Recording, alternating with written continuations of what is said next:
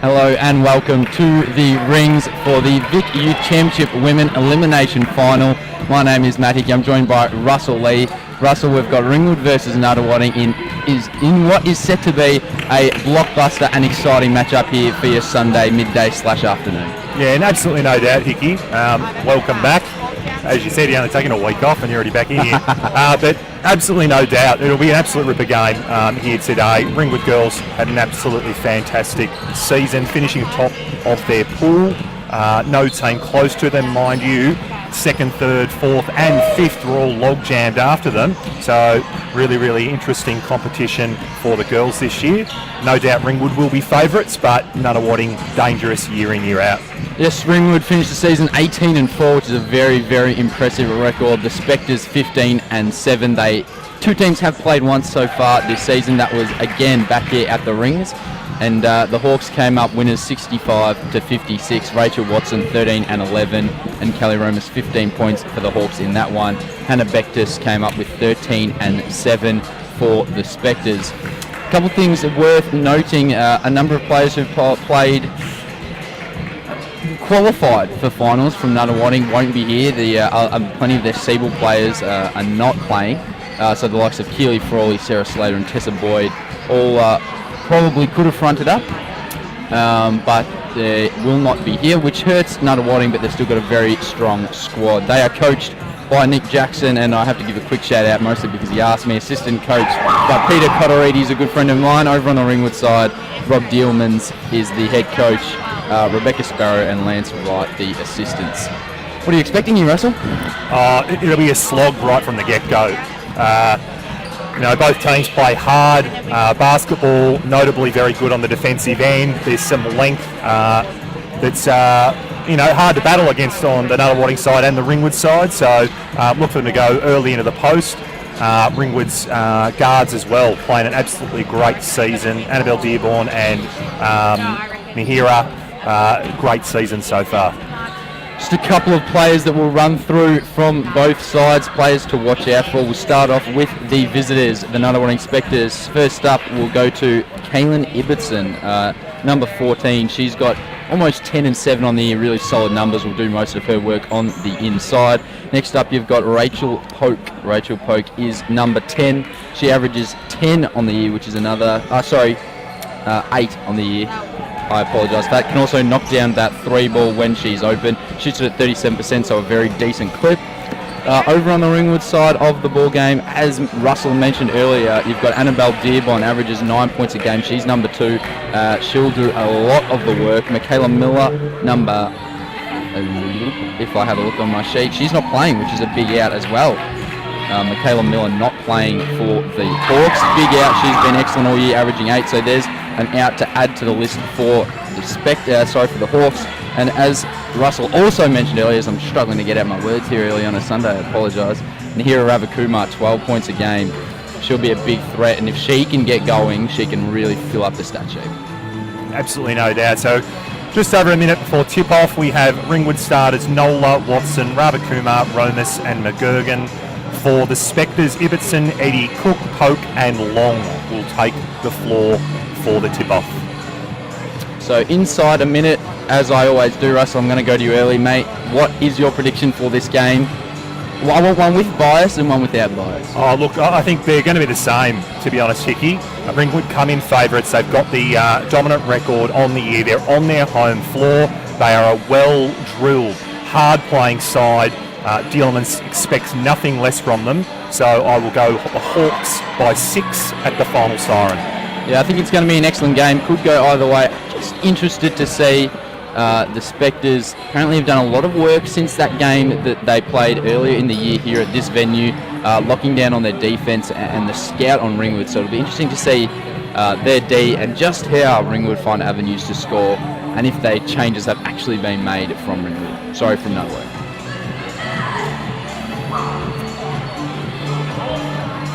All right, we are about to tip off as the siren goes to mark the start of this game. For those that have just joined us, we have the Ringwood Hawks versus the Nunawading Spectres in the first elimination final of the Victorian Youth Championship Women's Season 2018. Here we go. Tips up and taken by Rachel Polk from the Spectres. They are away, looking to get into their offence straight away. Cook, she'll do a lot of the court general work here. Eddie comes off a hard pick from Ibbotson. Good take, good ball movement early, but a nothing pass, and maybe a travel nothing called. And as I mentioned earlier, Ibbotson will do plenty of her work inside. Already offensive rebound, 2 points, and the Spectres draw first blood. Yeah, excellent second effort there by Ibbotson after Nola almost stole the ball, but 2-0 to start with. A very nice finish at the rim. And a turnover immediately.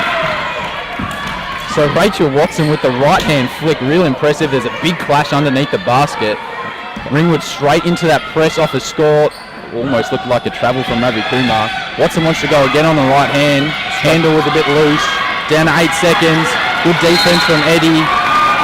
And it's a 5-second violation. You don't see often called, but first time this season in any game I've seen a Big V basketball. Very interesting call. I thought she got a couple of hacks in there too. So referees allowing physicality to take control early. I don't mind that, to be honest. So be ready if you are the Spectres. The Hawks straight into a press. Double teams coming for Ibbotson in the low block. She just knocks them both over and puts 2 in. Impressive finish from Ibbotson. Strong catch and move. So as you mentioned, Hickey, Ibbotson definitely going to be a threat early, and Dealman's already putting in that double team on the low block. As soon as she catches the ball, Nola responds down the other end. Triple on the wing. We've got a high-scoring ball game out here early. It's a fun start to this game. So straight into the offense. Cook running it now. Ball up the top there with Willie Long. Kicked across to Polk. Eddie. Ravi Kumar right on her. And turnover. Away they'll come. Callie Romas kicks to Ravi Kumar on the wing. Just a bit stagnant for a second there. Took a while to get into their offense, the Hawks. Well, notably patient to control the pace of the game there, Hickey. Great fake to the middle there. And drive to the baseline by Kelly Romas. She has been fouled and will go to the line for 2. bonus. It's the old, I think it was slow, you think it was smart, and taking the ball back. Same bit as experience. It's if somebody's of age, it's either they've got experience or they're too old. One of the two ways you're going to look at it. Very true, as Kelly Romas makes the first. Misses the second. Ibbotson with the board. Ibbotson already on her way to a double-double, that is for sure. This matchup is exciting. Ravi Kumar versus Eddie, two quality players. Ibbotson will be feeling it, might want to go to work. Eddie, just with the head fake, slight hesitation, good hands from Nola. They'll have 9 seconds baseline ball for the Spectres. Yeah, do they go to a man here or a zone, do you think, Iki? I think they're looking at a man. I do like a zone off the inbound play, but I think they're going to stick with a man. We'll wait and see. They do. Right, the one-on-one. Ibbotson into the middle, but kicks it straight out to the wing. Pick and roll situation. Eddie, great take. And two. Very, very nice. Fundamental offense, and it pays off. This is a high-octane game early. Ravi Kumar falls. Cook can't pick it up. It's a loose ball. This is finals fever, if ever you've seen it early in this game. And it's the Spectres that come up with the ball. It's going to be backcourt. Not quite. Just by the skin of their teeth. Nunawading advance it, avoiding that backcourt violation. Side ball after it was tipped out by the Hawks. Cook trying to grab the ball off the referee for a second there in the field of play. So double pick here. Eddie on the left. Kicks to Ibbotson. She drives left. That's a tough pass. And Ringwood doing really well at getting hands in there. Tough inbound here. Deflected again by Ringwood out of court. 2 seconds on the shot clock for Nunawading to get a quick look. Look for Pope to come off the pick here. Nothing there. Got to get the ball in. Ibbotson, she's got the hot hand. Why not? Couldn't make it. And it will be Ringwood ball after it came off the hands of Willie Long. So 3 minutes into this game. Ringwood 6, Nunawading 6 as Ringwood take possession again and slowly, controllingly come down the floor to run their offense. Ball kick to Ravi Kumar on the wing. Romas off a couple of picks. Nola will come off another pick. Oh, wide open triple. Normally bread and butter, couldn't make it. Excellent offense there to get a wide open shot for Nola. Just couldn't connect. Nunawading pushing the ball down the floor hard. Ibbotson, low post, seal, and a quick two. Great force to the wing there to find the low post sealing Ibbotson for an easy two. That's 6 points to her already in this game. Watson starting high at the elbow for Ringwood, diving hard, and Ravikumar finding her, but fouled for 2 bonus. 2 really good fundamental plays down Nunawading's end. Cook, the kick onto Eddie on the wing, low post seal, really well played. Ibbotson got in there early and made sure that her defender had no chance. And then down the other end, yeah, just a quick little flick over the top off the back cut. Watson, first free throw good. 1 to come. Players already looking puffed. It has been high-paced, a lot of intensity. Watson makes a second. And you'll see Cook here with the ball now. She won't necessarily look so much for her own shot, but she's all about instigating the offense, getting the Spectres playing at their pace. Really invaluable player for Nunawading. Just as I say that, I've given her the commentator's curse because she's turned the ball over straight away. Great hands there by McGurgan, anticipating that pass over the top. Unfortunately, as they kick it to the wing, we have a step out of bounds by Romas. So unfortunate turnover there as Nunawading get to regroup and make amends for that silly turnover. The coaches will be enjoying the slight bits of play that have been really impressive that they've seen, but they will be tearing their hair out as the turnovers start to rack up. As Eddie pulls up her three at the top of the key, which was a deep 2 on the line, but still a lovely shot and just a defensive lapse for the Hawks. Yeah, unfortunately found herself wide open for the Hawks, or bonus there, but great offense there again. Dribble penetration there by Mihira to the wing as, help me out there, Hickey.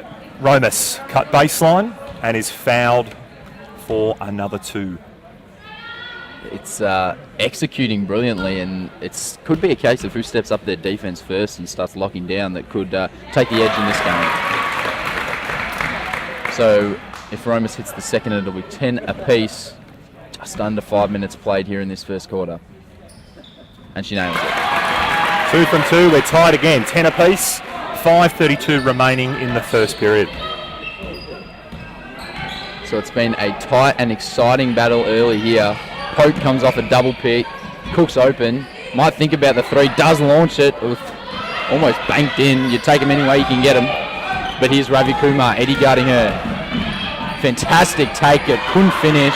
And now they can go. Hawkshaw play it down. Here's Cook pushing the break. Eddie should pass to Ibbotson. And another 2 for Kaylin Ibbotson. And the Hawks have got a serious problem down in the low block. Yeah, great take there, Bunhira, but no contact received. So Nunawading able to capitalise, pushing the ball in transition down the offensive end. Nunawading now really extending their defence to the perimeter, denying hard. Great drive there by the Hawks, but to no avail as Nunawading push the ball down the floor hard again, but a turnover. Nola with the quick hands. Hawks straight back up the other end. Ravakuma kicks it to McGurgan on the wing. The intensity really starting to get to these players. It was a right idea. The pass was just a little bit hard for Watson to reel in, but the Hawks will keep it. And it's interesting to see Nunawading on this dribble penetration, switching, happy to switch through most positions out on the perimeter, and then they can switch back if they get the chance to, but more than happy to let their players guard multiple positions. Here's Watson, spins to the left. That's a really tough shot, tries to get on and rebound. No, and Cook will come away with it. That'll maybe not be a foul. The refs have really let this game go. Yeah, good physical contact, meeting the ball at the top of the key to prevent that fast break situation. Again, that double pick you kept calling earlier. However, this time Ibbotson steps in to make contact with Hawks defender, and offensive foul, Ringwood ball. In steps Kalia Haslam, out goes Rachel Poke. It's an interesting call because in terms of the contact, that similar play and that similar contact has been happening throughout the game, but just on the pick, refs seem to focus in a lot on that. So if you're moving or you try and cheat on that, and that is out of bounds. Once again, we'll see the turnover stats at quarter time. I think they're going to be through the roof for both sides early in this one. Yeah, again, it's that Nunawading extending that denial pressure right up hard, a foul line extended to force Ringwood to catch it deep. And force a turnover there, stepping out of bounds. Eddie must be thinking about popping that long-range bomb after she made one earlier. Not much respect given to her on the perimeter. Gets the flick over to Cook. She's got to let it go. Blocked out of bounds from Nola, but they'll still have 2 seconds. And in terms of the opportunity and options that they had, it's probably not a bad play there for Nunawading. I'm sure they didn't mean it, but they get a baseline play with 2 seconds to go. Otherwise, it would have been a really tough force shot, as we saw. Yeah, it looks like the same baseline play again we saw earlier. Catch, 1 second, got it off, but an ugly shot from Lily Long, and the Hawks come up with it. Just intense pressure everywhere. Here's Ravi Kumar. You mentioned it before, Hickey players are starting to get tired, and another errant pass leading to a turnover, and a quick 2 points to Beck Eddy as that denial on the perimeter again forces a turnover. Players look tired at this point in the first quarter. 3 minutes, 2 seconds remaining. It's this second pass in the offense that Nunawading have really focused in on, locked in, but there's a great backdoor play. Good help from Ibbotson. Romas didn't want to borrow that. Ravi Kumar back out the top. She can create really well off the dribble.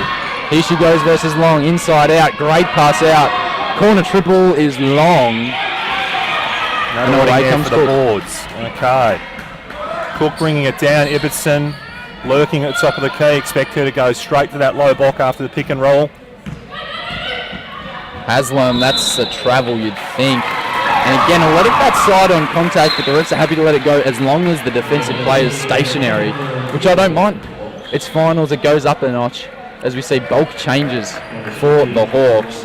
A number of players coming in as they roll in here. Romas and McGurgan have taken a seat, and as we see... Dearborn comes on. Dearborn. And Danielle Calvisi. Thank you, Hickey. Change for Nunawading also. I'm assuming a blood rule as the referee comes over to check out number 23 for Nunawading, Lily Long.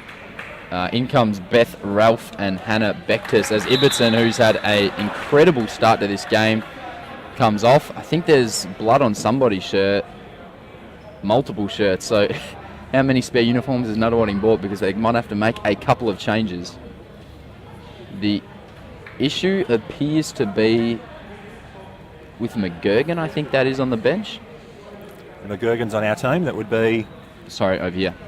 The Ringwood bench, the original, the source of the issue. The source of the blood. Oh, I apologise, Hickey.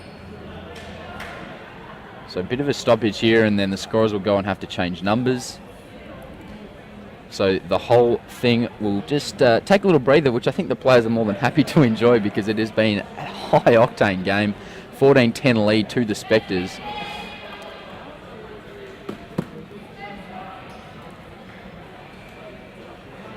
Now they'll also be seeing if there's any blood on the court. Doesn't seem to be an issue. It'll be Ringwood ball. Bit of up-court pressure here coming from Taylor Schmidtke. There is maybe some spots of blood. So they'll have to bring out the blood kit. And we could have a bit of a lengthy delay here at the rings, but as mentioned earlier, it's been a very high-octane start to this game. Ringwood trail the Spectres, the visiting team, 10-14. Russell Lee, I think you've got some stats for me, and while we're waiting for them also, your thoughts on the game? It's been pretty impressive to watch. It's been a good, fun game, high energy. You've got to love that finals basketball at its very best. Yeah, energy, absolutely. Physicality, as we talked about, referees allowing a lot of contact. Apart from that, pick and roll situation, double screen down there where Ibbotson picked up a foul for moving screen. Turnover prone, just due to probably both the nerves, but the high intensity in the game also. We've mentioned Ibbotson a number of times. She's played 7.5 minutes so far, currently sitting on 8 points, 3 rebounds. A great start to the game. Fantastic. Eddie, 6 points and a couple of assists, I should say, herself. For the Hawks, good spread of scoring here. Romas with 3, Watson with 4, and Nola with 3. However, it's that turnover count, Hickey, that you've been interested in. Very much Hawks so. So far with 5 turnovers in the game. 7.5 minutes through the first period, and Nunawading with 6, surprisingly.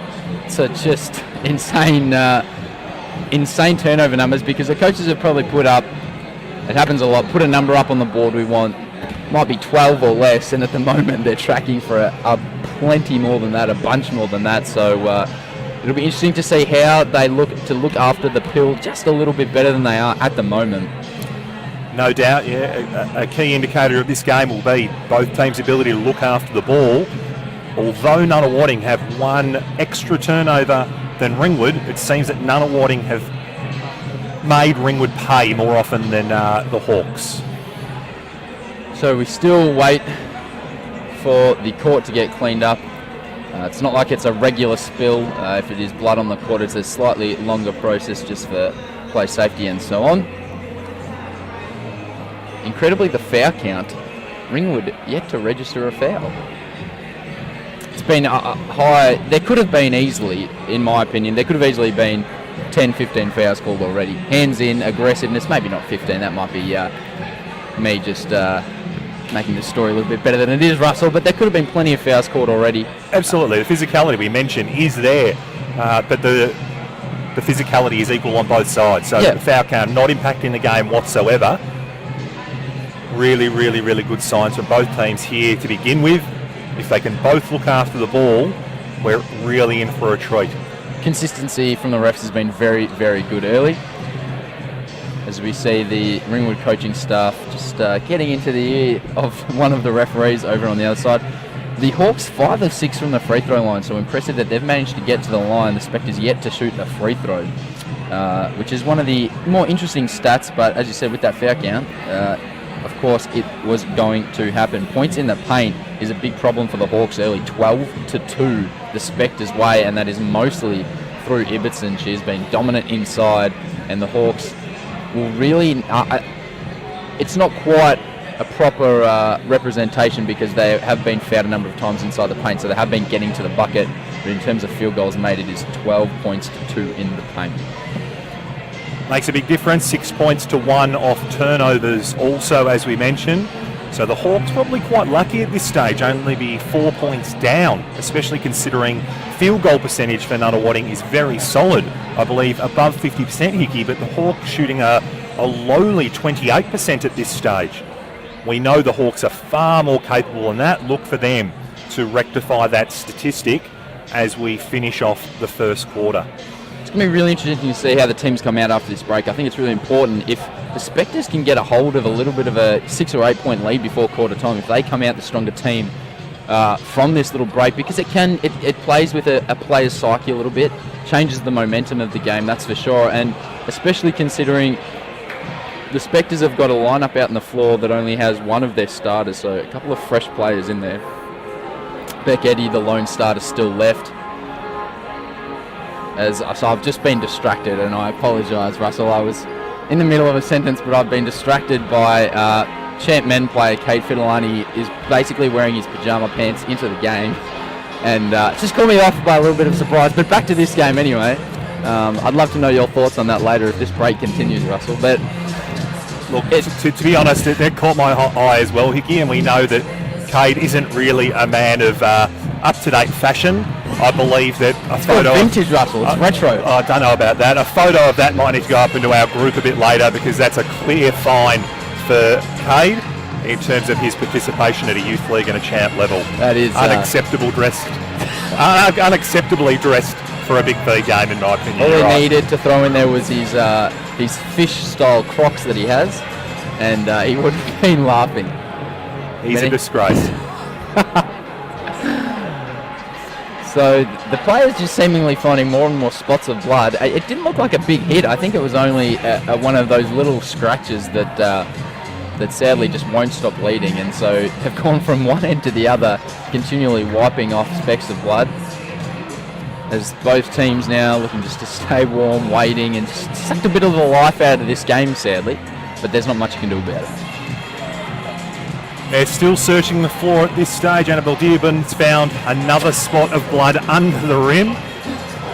You know the commentators are struggling to fill time when we're commentating on finding blood spots on the court, but anyways. And how players / teammates are dressed on game day. One thing I've found interesting in this game so far, and I mentioned it at pre-game, was Nunawading's dribble penetration defence. And if you keep an eye on when the Hawks go into a 4-out-1-in situation where they like to kick the ball, dribble hard, kick it to the wing, move around, move the ball around, the Spectres more than happy to switch, which you've seen some teams do, and I think it's something that they struggled with when they played earlier in the season. But the Spectres happy to switch, and they'll look for that switch back if they can get it, but if they don't, they're more than happy to guard 1 through 4 different positions, switch around there, because at the moment, the Hawks really haven't looked to exploit any mismatches inside the paint. Well, very hard to exploit a mismatch inside the paint. I agree. They're definitely switching hard 1 through 4 with Ibbotson early on in the game, staying with Watson. I think they're evenly matched. It doesn't really create that much of a disadvantage for Nunawading as they switch that 1 through 4 spot. Equally, I like the Nunawading offense. That double pick they set enables Ibbotson or whoever is playing that 5 spot to dive hard and seal in the paint. They've got their dribble penetration offense if those screens are able to provide separation off the defender, and that pop to the top for that deep 3 on the kickback is very, very dangerous. I know, Hickey, you've been involved in some similar offense playing this year at a youth level for the Hawks also, but very, very effective offense, and it's absolutely paid dividends for Nunawading early. They've got threats right across the floor, and we know championship winning teams are not about 1 or 2 stars. They're about every player coming in and contributing as they need to. I think Nunawading definitely have that sort of lineup, despite the outs that they may have that could be swinging into Siebel situations this weekend. Definitely, and if you can get that 4 spot, 1 through 4, happy to shoot the ball, then also it's a big plus. And quality shooting from the perimeter at any position is always a massive bonus across the board. I think we almost might be ready to kickstart this game again. Maybe, who knows? Hopefully. I don't think it's about being happy to shoot the ball, Hickey, because there aren't too many guys out there, or girls for that matter, that aren't happy to shoot the ball. I think it's the capacity to be able to shoot the ball from deep and for the coach to be happy with that. Sounds like you're talking from experience there, Russell. Maybe. Maybe encountered a few players in your time that were more than happy to let it fly, but maybe didn't have the game to back it up. But anyways, I'm sitting next to you, so we'll quickly move on from that. Just the range, just the range. So now the teams are being allowed to warm up, maybe? I'm not quite... I think we saw this interestingly in a game that I played in a new coach in earlier this season. Player injury, there was a big delay, and the refs allowed a 5-minute warm-up for the players to get back warm so we didn't have any injuries when they jump back out on the floor, and I think it might be a similar situation here before we kickstart, because it was probably close to a 5 to 10 minute delay there in that space of time, probably closer to 5, but the refs happy to allow the players to get back warm so we don't have any injuries coming back off the game here. It is a smart move. Players warm down very, very quickly, and we know that can cause injuries once you start moving quickly again. Although quite cold this week and today included. It's about 18 degrees in here right now at the rings, so nice and toasty. Sun's out, which is very surprising for mid-July, but hey, we'll take it whenever we can get it. No doubt. A reminder also that after this game concludes, the champ men will be on the floor against McKinnon, which is will be no doubt a very, very exciting game. As we're joined now by, as I mentioned, that champ men coach Ken Harrington. Welcome, Kenny. Hello, boys. How's it going? Very well, thank you, sir. You're looking very dapper in your suit and tie there. Thanks, mate. It's about a $3 tie and a $7 shirt, mate, but it's how you wear it, Russ. I'll take that on board. If I'm up for a gig next year, we might upgrade to a suit. We'll see how we go. Mate, I would love nothing more to see you in a suit. Have you seen the game so far, Kenny? Mate, I have seen a little bit of it. It hasn't happened for a while. It's been pretty quiet for about 10 minutes. The poor girl, she had a nice cut and blood everywhere, so they've been spent 10 minutes on the court cleaning it up. It's all over the ball. She doesn't seem to be too worried about it. No, she's not worried. She's ready to go. But yeah, the Hawks need to probably pick it up a little bit, boys. It's a little bit flat. Nunawading are playing very physically at the moment. The girls are going to step up and match that, I think. Yeah, we've had a talk about the physicality, and it's that finals basketball. The refs more than happy to let the game go a little bit more than they would during the regular season. Well, I was talking to Rob before the game just about the structure of the finals system. You know, you play 22 games, you finish on top, and then you're in a knockout game. There's probably something quite wrong about that. I think maybe they need to start looking at playing in conferences, win your conference, and then play off for a state championship once you win your conference. So maybe it could be 1 versus 2, 3 versus 4. If you win, you're 1 versus 2, you go straight through to the conference final. If you lose, you play the winner of 3 and 4. And there, how do you feel about that, Russ? Would that work for you in the men's? Oh, look, I think having not been in a position where over the last few years where I've coached a top of the table team, I can't provide as much insight as Rob might, having finished so strongly in 2017 and 2018, but I'm not against that at all. I think in addition to re-looking at the final structure, we also need to have a look at the pools themselves, because especially in the men, there's a bit of an imbalance in the strength of the teams, both in the Tyrrell and Watson conferences.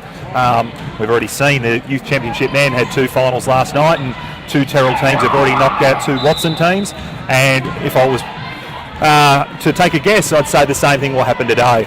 I think the 2 Tyrrell teams will knock out the 2 Watson teams, meaning there'll be 4 Tyrrell teams left in the Youth Champ finals. It's an awkward spot for coordinators and league organisers because changes, especially at a youth league level, happen so often. Teams can be gutted in an instant. Their players can be playing up or down, so it's a real awkward position. Whether you go off where teams finished last season and then try and even out the pools that way, but then, as I said, teams from one team that guys and girls go to college, guys and girls go play up a level, might change teams, might stop playing basketball together, so it's a really awkward situation as well. I know we're about to get the game back on, but just quickly, what about if we had a phase in youth league like we do juniors, where you have a grading phase? So we don't have to worry about staying in youth champ. We might be out for a year, but we know next year we'll be back in. It's not like we have to win to keep going up and finish on the bottom to go down. Everyone starts. We have an 8 or 10 round grading phase, and then we have a season after that looking for the state championship. Well, I think that's probably something we should look at. There is plenty of the year that not much of basketball gets played. It's quite a short window that the season happens in, so I think there's definitely room for that. 100% I think we're about to get kick-started back again, but as always, Kenny, lovely to have you on board, lovely to jump up. Feel free to get up here anytime you like. And thank you for being here today. We really appreciate it. You two blokes, the best in the business. Probably the only in the business as well. but it's still a compliment somewhere. Well done, boys. Backhanded, but we'll take it anyway. Have a good call. Cheers. Thanks, Kenny. Thanks, Kenny. All the best for your game. Tipping off at 2 o'clock. State champ men, get down to the rings if you are out and about, and see another great game following the youth champ women final. And we spoke about what team was going to come out better. Sorry to interrupt you there, Russell. And we talked also about the turnovers. Straight away, Ringwood come down the floor. Probably a bit of a lazy pass, turnover. Yeah. Nola looking to get a seal in the paint, but a wayward pass, as you said, going straight out of bounds. Nunawading moving the ball through their offense. Great patience from the Spectres. Eddie, quick trigger on the wing and air ball. And I was about to say, I expect the first shot to be maybe a touch rusty from either team. Yeah, what's it with the ball? But an errant pass, hands on Nunawading, but Ravikumar was able to collect, hands it off to Watson on the elbow, dribble penetration, and is fouled. So 2 bonus to come for her. 1:45 left in the first period. Ringwood 10, Nunawading 14. And as you mentioned, Hickey, 5 fouls to 0 now. Bonus for the Hawks if they can get there in the remaining. It was interesting because during that break, I think Rob Dillman's managed to score about 6 minutes there where he had one-on-one time with the referees, but I'm not quite sure he wouldn't have too much to complain about because at this stage, as you said, there's a bit of an imbalance in the foul count. Very true. Half-court trap, I think, here from the Hawks. Watson has made both, so deficit now 2 points. Haslam, nice move, can't get it to go with the left hand, and Ringwood bring it in, and away they'll go through Nola, Eddie guarding her. Really interesting matchup, good pressure, but Ravi Kumar was on up down the court. Good take from her, left hand, you betcha. Lovely penetration and a great finish around the rim from Ravi Kumar. Yeah, Nola did a good job to look after the ball there, being guarded by quite an agile defender, pushed it ahead for an easy 2. So into a zone now from the Hawks, off that trap, ball lobbed inside, should be an easy basket, but she couldn't get it to go there from Hannah Betkus.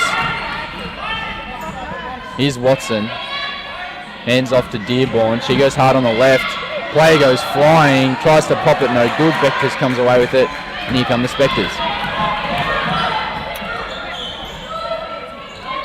So pick and roll situation, Beth Ralph look for it into the low post, however Watson doing a great job fronting her.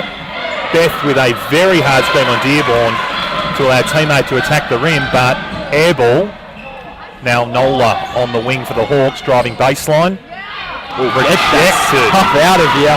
Away comes Eddie, quick speed down the floor, quick pass to Haslam, and she finishes on the left hand. And it's important for the Spectres because their offense is struggling in the half court, very stagnant. Hopefully that gets them fired up for their sake. Then we're looking a lot better. 4 on the clock. Ravi Kumar couldn't bank it in. And not much of a hustle for the offensive board. So there it is. It was a massive break and we're about to go for another. At the moment, it is the Hawks who trail 14-16. The Spectres lead. And neither team really getting the momentum out of that break from the blood on the court that we had. Russell, how have you seen the first quarter as a whole now that we've seen the entirety of it? I know we asked for your comments. They're probably not going to be too different, but I've got to throw to you again. That's absolutely right. Look, we dissected it well and truly during that extended blood cleanup. I'd actually argue with you there. In that final 2 minutes or so, I thought Ringwood came out and played really, really hard. Offensively, looked to push the ball, get it through hands. We're able to score a quick 4 points to close that deficit and tie it up. Nunawading, as you mentioned, really struggled with their offense getting it through hands with that added pressure and intensity from the Hawks, but come away with a 2-point lead at quarter time. Look for Ringwood to continue that pressure and intensity heading into the second, and I don't think we're going to see much of a swing in that lead either way through to half time. We'll quickly run through some of the stats, and I'm with you there. I think it's going to be a grind all the way to the buzzer, half time or full time. So we'll have a quick look through the box score and let you know who's performing well.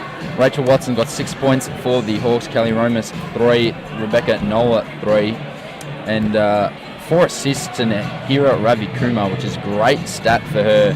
2 points, 4 assists, showing that she's really getting the ball moving. For the Spectres, well, as we mentioned plenty of times, Kaylin Ibbotson off to a fly. She's got 8 points, 3 rebounds. Beck Eddy, 6 points on 100% shooting. She hasn't sat on the bench yet. 3 assists to go along with those 6 points as well. And the only other scorer for the Spectres was Haslam, 2 points off the bench with that drive that we saw earlier. Okay, we are back on second period action here at the Rings for Nunawading. It looks like Haslam, Eddie, Ralph, And Bectus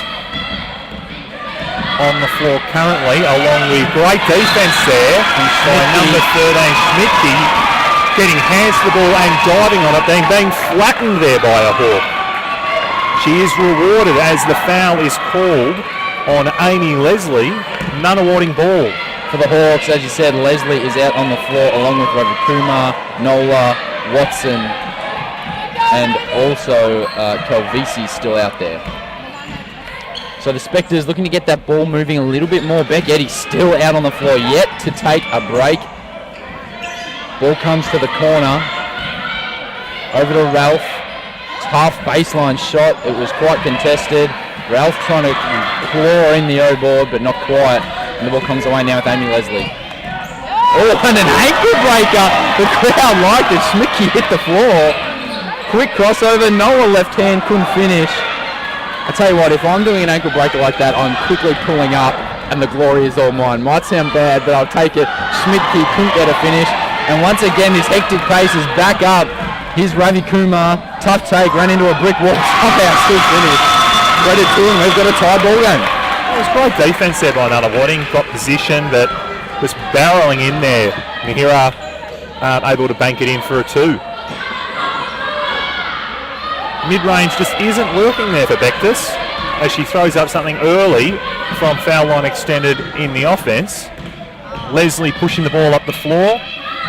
Bit of waves action here now by the Hawks. Great crossover there to no avail for the Hawks. Calvisi gets it back though. Ravi Kumar, she'll let that fly. Looks good from our angle. No, not quite.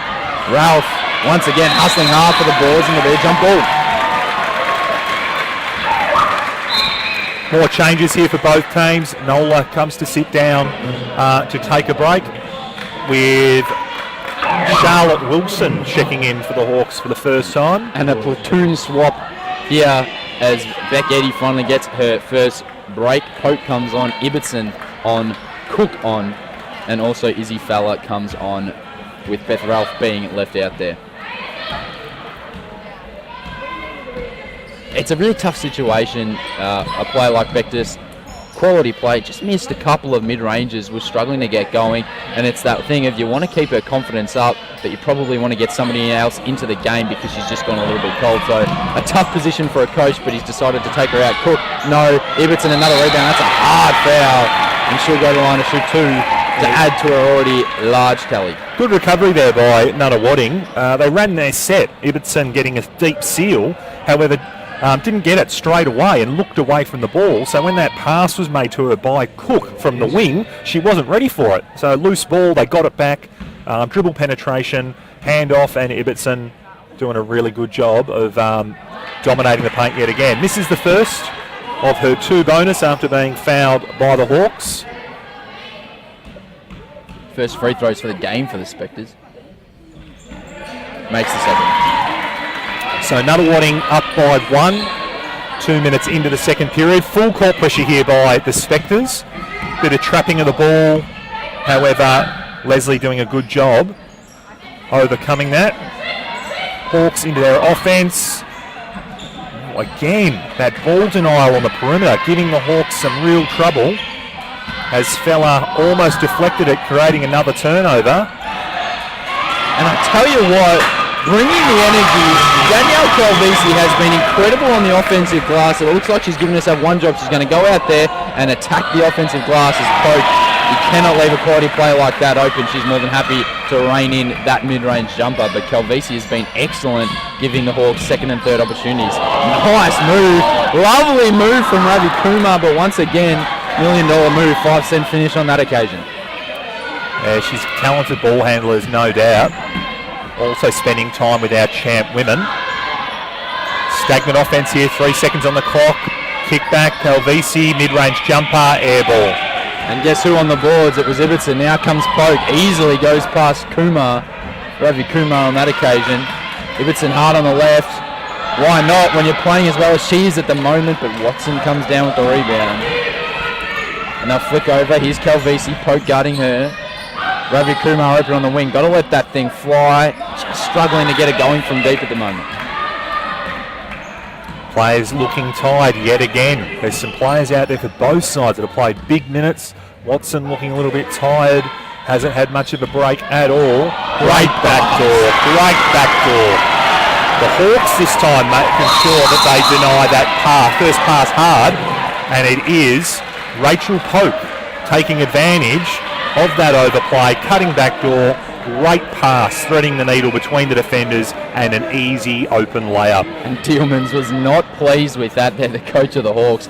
It was a lovely setup and it wasn't anything expansive. It wasn't really at a high pace. Just a slow dribble over and just one hard step and then quick back door, and then the left-hand push pass was excellent from Ibbotson and a good finish from Poke, as you mentioned. So the Spectres just get out to a little 3-point buffer.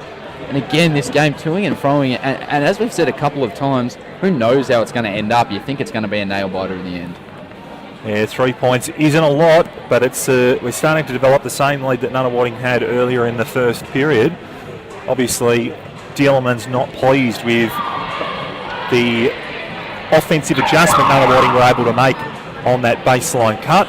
Let's see how he rallies his troops to make further adjustments to disallow the counters in the Spectres offense moving forward.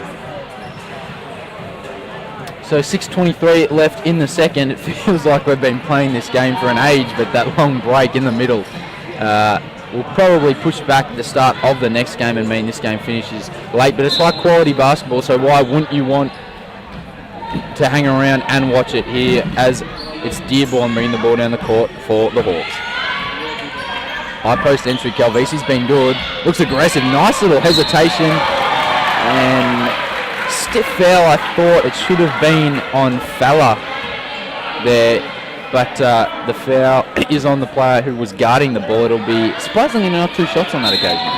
No, hadn't quite picked up the ball yet, so agree with the referees on that one. A little inbound play to get Dearborn a 3, but she's chosen to dribble penetrate. Kick out Calvisi. Air ball. Bit too much on that. Number 14 for the Hawks collecting it, Charlie Wilson. And as the siren expires, I should say, another quick 2. That's a coach killer if you respect his coach there. Corner. Not quite. Dearborn couldn't get the offensive board. Scooped up, and I think that's Lily Long there on the number change. I started at number 23 on the finish there. So right,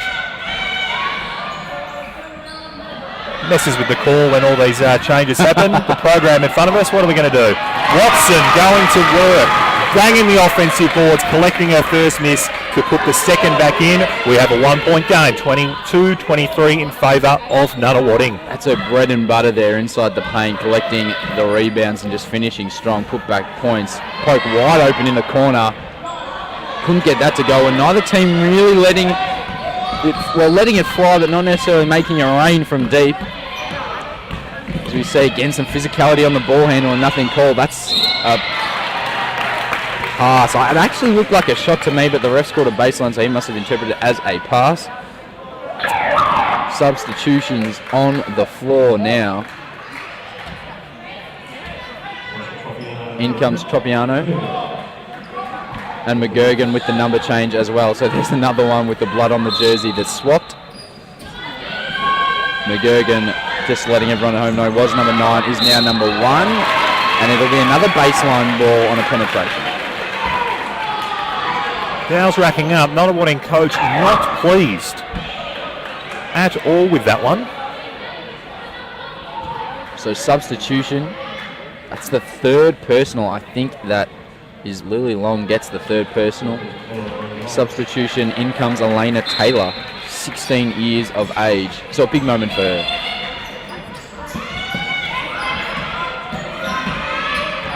Over on the wing, corner 2, not quite. Took some contact after the shot. Nothing called. Ref didn't see anything untoward there.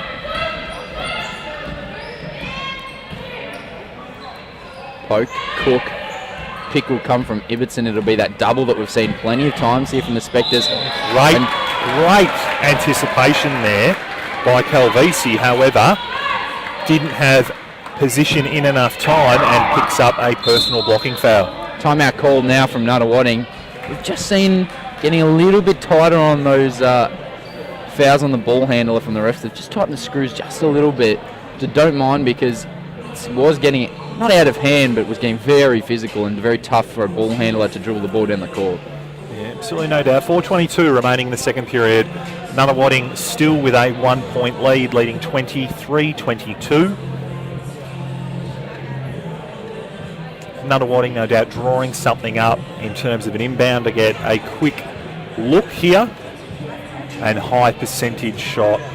Tell you what, tough as a coach, I've noticed over on the Nunawading side, they've got Tessa Boyd and Sarah Slater just in street clothes, supporting the team, which is very good, but it's tough when you've got two players that are there, but you can't put them on two very high quality players, two girls that go up and play at a Siebel level. Well, to their credit, Nunawading don't look like they're too worried about missing those two girls at this stage, leading this ball game, but still plenty of basketball yet to play to decide the final result. Players now re-entering the floor as we get underway. 14 seconds remaining on the shot clock in this possession for Nunawading. Side ball. Inbound Ibbotson, poke at the 3. Very nice. Oh, looked real nice out of the hand, as you said. Thought Ibbotson might have come down with it again for a second there, but no luck, and here come the Hawks. Great backdoor cut. I couldn't quite get it, and there's another foul there. As I said earlier, they're starting to really tighten the screws. I'm going to throw you a question without notice here, Russell. Across both men's and women's games, thoughts on the headband for a basketballer? Look, I think if the headband is there for a purpose to keep hair out of the way, then I'm okay with that. If it's a fashion statement, no need. You don't like any flair, do you, Russell? It's just, look, I don't mind a bit of flair, but it's a apparel that serves a purpose. We'll get back to the game. There's a clear fashion statement made from Russell Lee if anybody wants to take it on board. The Spectres with the ball now. It's again this double pick. Oh, went against a lovely cross and a better finish. There you go. So they ran it, that same play, probably 5 or 6 times already this game, and this time faked the left hand into the pick, hard cross to the right. It must be a slippery floor out there because it's ankle breakers everywhere. And this time it will be a Spectres ball, foul on the Hawks. Excellent offence there. You're exactly right. They've repeatedly ran that staggered screen, that double pick situation. Hawks really anticipating, like they did, Cavalieri picking up that sliding foul, blocking foul as she anticipated the action, and Cook taking advantage, burning her player. Ankle breaker, as you said, easy too. Looks like they're setting up for it yet again. This time actually taking advantage of the double pick. Ibbotson looking to the seal. They haven't found her though. Cook dribble penetration on the reverse. Oh, up and under. I don't think it was supposed to go there, but as it's happened all game, somehow Ibbotson finds herself with the ball underneath the basket and she finishes with the left hand. Deflected shot there from Elena Taylor. So yeah, Ibbotson taking advantage. So just a 5-point buffer and a really important possession here for the Hawks. They need a basket, long 3. And as I said earlier, need a team, and great work from Tropiano. But it just bounces off her foot, punches the ground, and saying from someone of experience, you act like that doesn't hurt when you do it, but by God it hurts.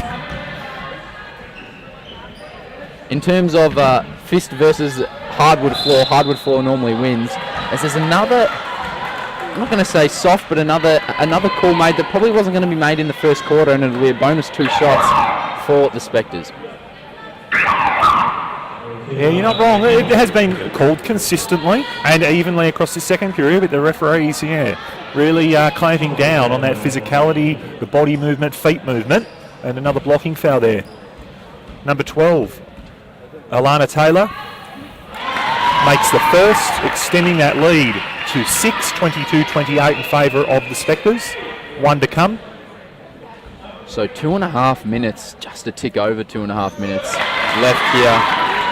Now a trap here from the Spectres, and just taking a little while to get the ball in. It was a longish 5 seconds. The pressure, that's probably a foul, and really tough one for the Spectres because you want that pressure, but all of a sudden now Kelly Romes is going to walk down and have 2 freebies just when you're starting to build a little lead. So a nice defensive play call, but the execution just wasn't quite there.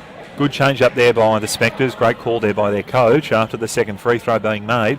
Wonder if that's something they've done out of the timeout or something that the Nunawading Spectres do on a regular basis just to mix things up and force a quick turnover.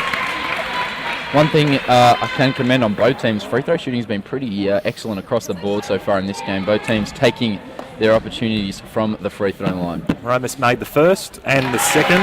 Even though I almost tried to put the mocker on her, but she made it anyway. You're good at that. 5-point deficit now for the Hawks. It's one of my great talents, Russell. One of many, no doubt. We'll say that anyways. Oh, the pass was probably there, but the defense is probably just too switched on as they look for that back pick. Here's Ravi Kumar, flick pass, and now they're looking to get the ball moving. They'll look to feed it into the high post. Here's Nola, flare pick, Romus. Oh, she definitely thought about letting it go. And there's an off-ball pick foul. It's going to be called on McGurgan. She's not pleased with the call. She thought she was the one that was infringed on. Dillman's just telling her just to let it go, move on. And also telling his players to get up. He wants some up-court pressure. Turnovers have been plenty, so he wants to create some more. Ibbotson now with the ball on the perimeter. Single screen action now for Nunawading. Look to go to Ibbotson, long way out of the key, and threw it straight into the hands of McGurgan, out of bounds. So Nunawading will inbound at baseline, 7 to go. Rachel Watson checks back into the game as McGurgan sits.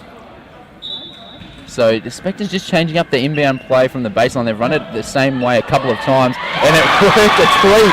Here's Elena Taylor, finishes nicely underneath the hoop. The change-up worked real well. Bit of a miscommunication on defense from the Hawks, and the Spectres go up by 7. Dearborn on the perimeter. Ravikumar popping. Nothing. Nola, deep triple. No good. Watson with the offensive boards after Ibbotson couldn't control it, but she is hacked from behind and will go to the line for 2 bonus. As we've mentioned a couple of times, just 1 3-pointer made for the game. That is across both teams. And that is an interesting stat, and it's from over 10 attempts as well across the board. So interesting to see if either team can really start letting that thing go from deep and start bringing a couple of triples either way. Yeah, defense has really disallowed good open looks, but as you would well know, Hickey, as you get more and more tired, it can be more and more difficult with that defensive pressure and just the effort and energy it takes to spot up, shoot the ball with the same momentum and rhythm that you would normally maybe at training. I'm clearly talking about one of my teammates because it's normally just wet from me at any stage of the game. Of course, couldn't quite get through that without laughing, but anybody's. Kaylin Ibbotson again on the offensive glass.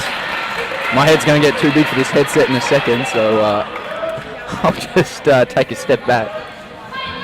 Might be a good idea. 13 on the clock as Nunawading inbound at sideline. Setting up pick and roll situation with Ibbotson. No contact. She dives straight away. Good lob pass. Help came straight away from Nola.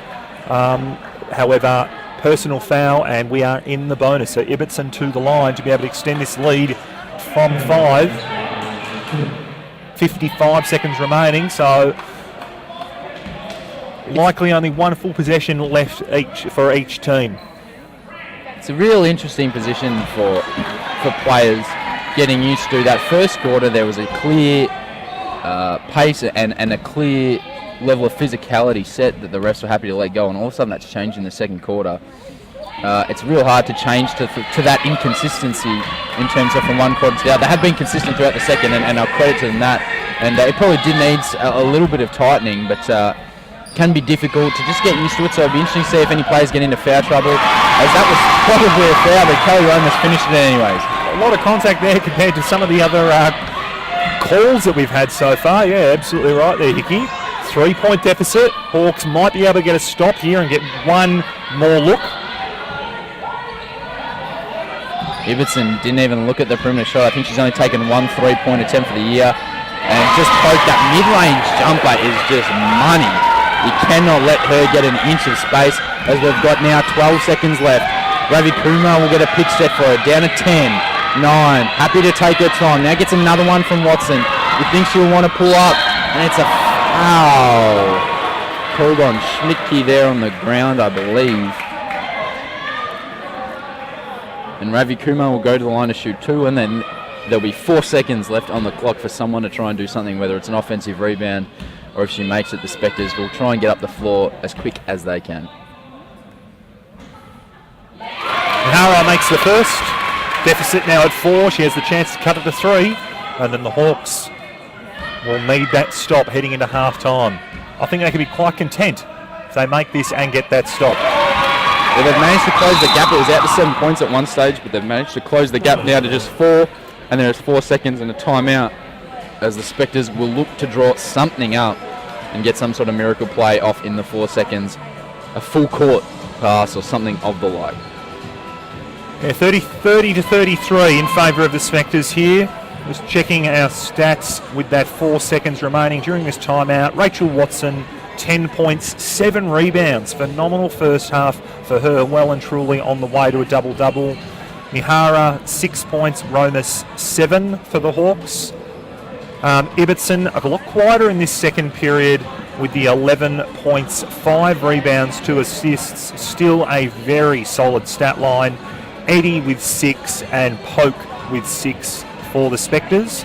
Turnover count was definitely something that featured across the first half. 8 for the Spectres.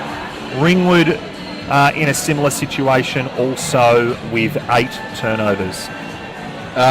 Ringwood just shooting 26% from the field, so they'll be happy with the fact that they're only down by 3 points, shooting 26 to the Spectres, 45%. 1 of 8 from deep, the Hawks, is probably what has been their issue. Now, interesting here, if this is me drawing up this play, if I manage to ever get the whiteboard out of your hands, Russell, which doesn't happen, I'm getting my quickest ball handler coming off a curl pick, which they don't do, and trying to create some change, but just didn't come out. What I was trying to say was, off the inbound, you get your quickest ball handler coming off a curl pick, so that they're already on the runway when they receive the ball. Hopefully then you can draw in a different player from deep, which you can kick it to the corner or someone will let a shot fly. But the Spectres had their own idea. Sadly, it didn't quite come off for them. It was good defense from Ringwood. They just changed it up for a second. So it is half-time. You've got the stats there from Russell, so we don't need to go over those again. It is Nunawading 33, Ringwood 30. We're going to go on a short break here at half-time, and we'll be back just before we kick-start the second half in this Youth Championship Women Elimination Final. Sorry.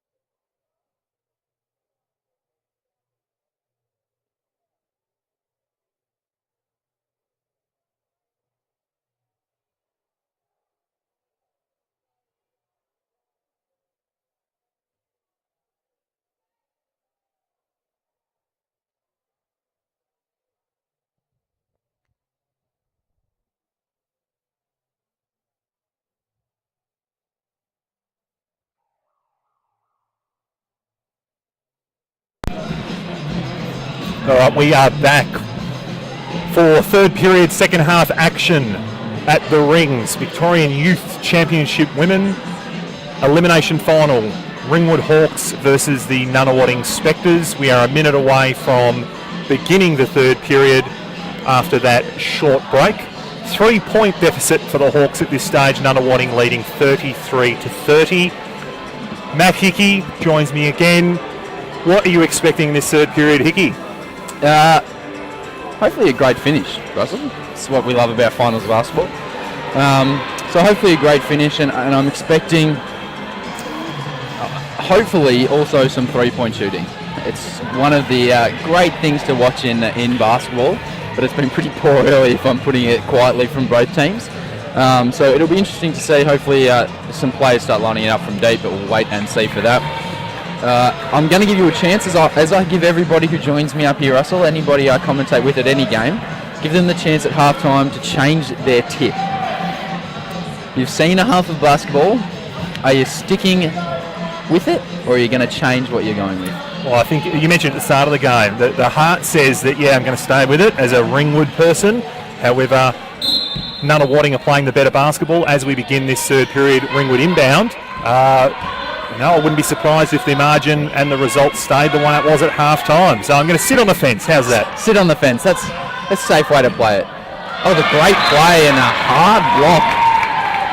And just hurt Nola's shoulder that she has taped up already, not the way that she probably wanted to start 13 seconds into the second half. Yeah, 12 seconds left on the shot clock as they inbound the ball. Watson, Ravikumar, Romus, McGurgan and Dearborn on for the Hawks. For the Spectres, Ibbotson, Eddie, Poke, Taylor and Schmidtke. So pick here comes down to 4 on the clock. Bank shot, no good. And the ball is taken away by Lily Long. We've finally got a sheet with those number changes, so hopefully we'll be a bit better off with that for you back wherever you're watching. Great take, McGurgan. Flick back over to Ravi Kumar, down to 10 seconds. She'll want to create. Eddie guarding her. It was good defense. The pick came. The step back jumper is short. And a great rebound and got pinballed around between 3 Spectres players. And Ibbotson more than happy just to grab it and really show no intent of passing the ball out. Probably knowing that her team had the jump ball, happy just to get the ball out of what was a pretty sticky situation. Yeah, McGurgan probably unlucky there not to cop a foul. A lot of physicality. Let's see what the referees bring this period in terms of what they will allow and disallow in this ball game. Ibbotson, bang, and the bench liked it so much. Not quite known for a pull-up jump shot off the dribble, but hey, when you're feeling good, why not let that thing go? Absolutely. The look on the coach's face, I can sympathise with. He didn't really like that option, but of course you'll take it when it goes through the hole, especially if it's a shot that one of your players isn't well known for. And Ibbotson with a strong rebound. It was great defense from Eddie on Nola on that occasion, not getting sucked into any of the pivots. And Ringwood now down by 5. And will look to lock down. Just got to be careful here, the Spectres, of getting stagnant in their offense. It can happen a little bit. Shot clock has to go low as Ibbotson wants to go again. Not quite. The bench got a bit excited thinking she was going to knock down another one. Good defense from Ringwood, stifling the Spectres offense on that occasion. Oh! Pushed down, basically did the splits on the baseline, but a miss from Romus and no avail. There are potties flying everywhere out here. The intensity is not faltered. In fact, it's probably gone up a notch from that second quarter as there's a foul. And Ibbotson will go to the line again. And if Ringwood want to win this game, they need to find a way to stop Kaylin Ibbotson. Yeah, they do. Great pick and roll action then, setting up for the double, but they went straight to Ibbotson, who flew into the key, hands raised, catch the ball, and Dearborn with a foul had no position on that help defence. 5-point lead for the Spectres, 30-35, as Ibbotson is at the charity stripe. Misses her first. 13, 6 and 2 for Kaylin Ibbotson. Impressive stats. Second doesn't go either. McGurgan with the boards, and Nahira to come and collect the ball. Great pace from Ravi Kumar. Pushes hard. Kick out, Nola, triple. There it is. You call it, Hickey. It's what you wanted to see. Second 3-point shot from the game from the same player that hit the first. Here we go. Let's go now. 2.5 minutes into the third, and hopefully they start raining down. Back pick, great pass, but even better from McGurgan and Coe to tip that one out because Ibbotson was going to have another wide open layup. In comes Calvisi. She was excellent in the minutes she played in the first half, bringing plenty of energy on the offensive glass. Yeah, significant focus there from Nunawading to get the ball to Ibbotson, almost forcing it a little bit.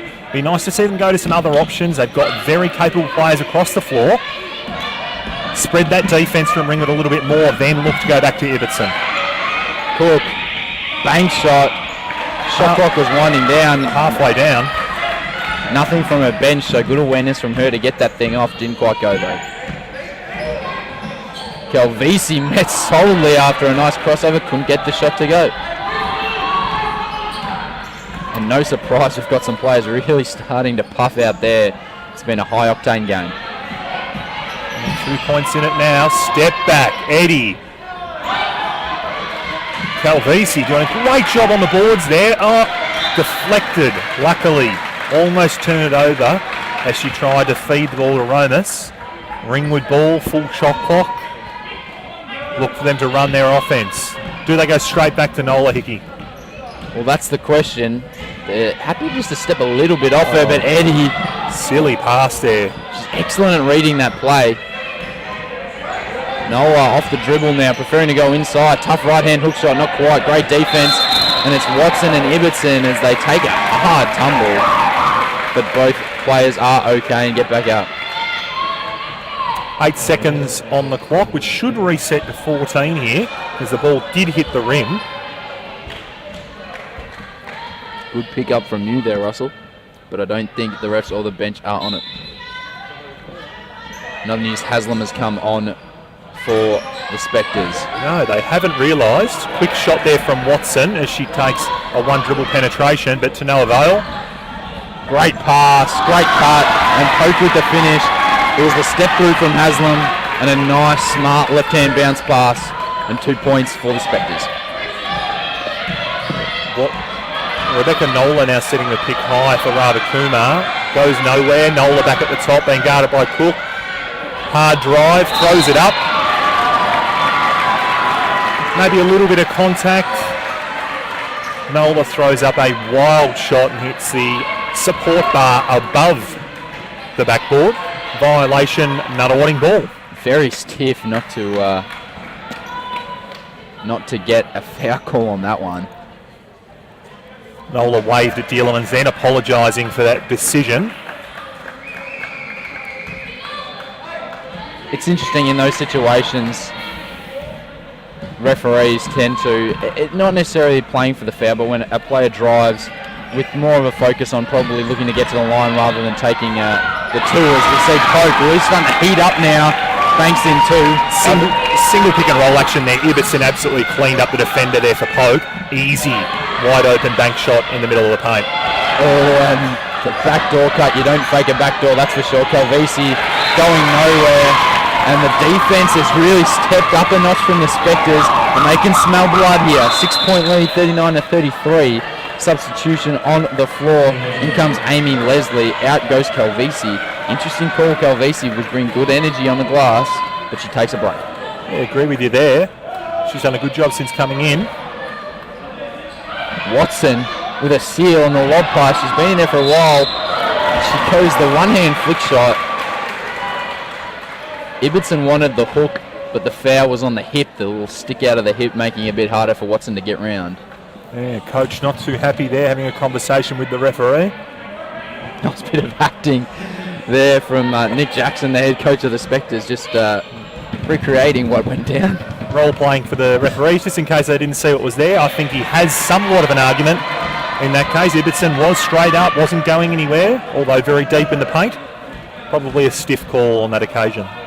It's interesting, Rachel Watson inside the paint like that likes to go up with the one hand and uses the other hand to kind of push away defenders. Works for her though, she averages 11 points on the year. Oh, double cross, lovely move, Cook. That would be a real momentum builder. A big play, but she couldn't get it to go. They come up with the rebound though through Haslam. Ibbotson with the seal, mismatch. Double team comes, double dribble, not call. Some real fighting and pushing and bumping there going on between Long and Ravi Kumar underneath the hoop. So once again, the physicality. Hard ball denial going on, disallowing the pass to come to Ravi Kumar. Nola with the drive. Solidly again. Nunawading numbers. Ooh. Tough out of bounds call. I definitely thought it came back off the Nunawading player. Long falling out of bounds then. Yeah, agree with you there. And the Ringwood bench standing up, looking a little bit displeased, yelling out. The Elements didn't react, just focusing his girls to get another defensive stop. Physicality has stepped up, as I've said a couple of times, but it wouldn't even surprise me if this game just boiled over at some point. I thought Poke was going to go the step back jumper. Instead, she looked for the dish. It was the right idea, but it didn't quite go. Again, that look for Ibbotson. They're really focusing on that in the half-court structures where it's not a fast break situation. Would like to see them get it through some other hands. Nahara turns it over. The pace from Cook. Haslam, once again, that step around. This time she shot it herself. Couldn't get it to go. And that'll be a jump ball. And the energy from the Spectres is electric. But a good point of view from the Ringwood side of the game is that they're only down by 5 points. Changes more here, more changes I should say here for the Hawks as Romas takes a seat and Dearborn comes back into the game. Fun fact for you, Hickey, in case you didn't know, Dearborn, I believe, is a cousin of one of your teammates, young Tom Locke. I didn't know that. There you go. Fun fact. Great stuff from you. Great stuff from you, Russell. Yeah, man, full of surprises, Russ. And that's what I love about you, mate. Oh, thank you very much. Yeah, I appreciate that. Nunawading setting up baseline offensive entry here. He's out of all the options to pass. It was a good pass, but the across the basket bounce pass is a tough one to catch and a tough one to get through, but it did. However, they couldn't get the score. Ravi Kumar, that crossover is lightning quick. Noah wants 3. Oh, and it was almost good. Cook now bringing it back up the floor for the Spectres. Ibbotson. Handoff. Poke. Back to Ibbotson. She must think about that jumper. He's long. Hard drive. And did earn the foul. Oh, and there's a shove as well from Noah. Just shoved Ibbotson. And to me, you've got to call that. I didn't see if there was a first instigation. I agree with you there. I don't know what caused Nola to respond the way she did there to Ibbotson. Ibbotson, to her credit, did not retaliate. And it'll be an unsportsmanlike foul. I think it's a double unsportsmanlike because they've cancelled each other out. So I think it was on Ibbotson. There's definitely one on Nola. Ibbotson's not reacting. Now, if there is a double foul and you feel like that you've been, hard done by, you'd probably expect Ibbotson to go to the referee and at least ask the question. But she's unfazed, she's focused, so maybe there was something that Nola has then responded to, giving herself the retaliation foul. Well done to the officials there for being able to view both the preceding incident and the subsequent retaliation from Nola, whatever that might have been. It's interesting because the referees, those unsportsmanlike fouls have cancelled each other out.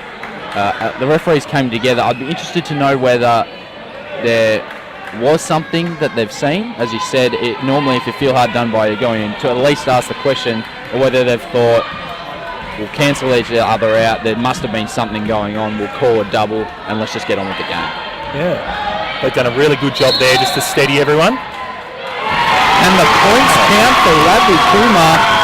It was the continuation play. She did take her steps afterwards, but the foul was on the pickup. Continuation points count and 1. Again, just that hard drive, take the contact, knock that player to the floor who had an established position and really able to use her strength to finish at the rim and look for an and 1. She's cut the lead to 5, looking to reduce it back to 4. Unfortunately, unable to do so. 3 minutes, 10 seconds remaining in the third period. Ringwood 36, Nunawading 41. I did mention earlier that it looked like it could potentially blow over as that jumper is off from Izzy Fella, and it did just briefly, but the refs were more than happy just to rein the game back in and say, let's take a second, let's relax. And the fouls on Schmidtke there. She's been pushing for those steals. The bench is up and about. They've just got to make sure that their emotions don't get the better of them. Coach can ask the question, but as soon as players on the bench start asking questions of the refs, they tend not to be so welcoming of those questions. Ooh, there's a lot of pushing and shoving going on off the ball. Not sure the referee saw that one there. Interesting to see that's visible on the tape. Deep shot, no good. Great boards there. Watson. Ralph was right there. Another put in, no, and there's a jump ball. This time it'll stay with Ringwood, even though I did think that Ringwood had the last one, but scoring bench is on top of it more than I am, that's for Watch sure. the Haslam-Nahara match up here. There's a lot of pushing and shoving going off the ball. And one. So here come the Ringwood Hawks. A bit of push and shove, and all of a sudden the momentum's gone to Ringwood, and it's a 3-point game with a chance to cut it to 2. Great finish. Good out of bounds Annabelle play. Dearborn. Great out of bounds play there by the Hawks. So there is your reward for second and third opportunities. One on the offensive glass. They took Ibbotson off, and all of a sudden the offensive rebounds start stacking up for the Hawks. Again, there we go, that hands-on foul now. They're really starting to tighten the screws. As soon as you put your hands on the ball handler, you're going to be in strife. And that's okay. The Hawks had a foul to give there, but any further contact, they're going to force Nunawading to the stripe. In fact, both teams now, any fouls. And a charge called. Rebecca Nola draws the charge on Schmidtke. No score, charge, and all the momentum with Ringwood as we see. Yasna Cook comes back on, looking to settle the troops. Schmidtke's got 4 fouls as well. She's really racked them up in her time on the floor. Yeah, easy call there for the official. Nola was camping there. Didn't have to go anywhere and took that contact nice and quickly with ease. So Dearborn bringing it back up for the Ringwood offense. And a chance to either tie the game or take the lead for Ringwood. Great turn of the corner. 3 ball is launched and it's off. Reeled in on that occasion by Lily Long. She's been good in her minutes on the floor. Handoff. Pick comes. Here's Haslam. Up and under. That's a really tough shot. Try to bank it in. Gave a little shove underneath the basket. Watson gets it. Now under 2 minutes. And the Hawks will again have a chance to level up this game. There it is, straight back to a cut. We've seen it a couple times from both teams. And Noah levels it up. And the Ringwood crowd really starting to warm into this game. On for young and old now. Less than 90 seconds left in this one. Fellow with a great catch after a long pass to the perimeter. There's been a bit of a collision. Nola and... That's Long, I believe, there. Crashing to the floor. Leslie pushing the ball up the floor. It's just settle now. Ringwood need to into their offense. Dearborn driving baseline. Quick look into the middle for Watson. Timeout, surely. As the help defense comes. Another 2. Ringwood hit the lead by 2. 43-41. And as you say, Hickey, Nunawading with the quick timeout to settle. 1 minute, 4 seconds remaining in this third period. Ringwood have just stacked on here late. They're winning the quarter 13 to 8, I believe. And a really impressive run from them. Just a 2-point ball game, but the Hawks have taken the lead and have all the momentum heading here into finishing the third quarter. Russell, is this the big turning point of the game that we've been looking for? Well, we know basketball's a game of runs, it's a game of confidence.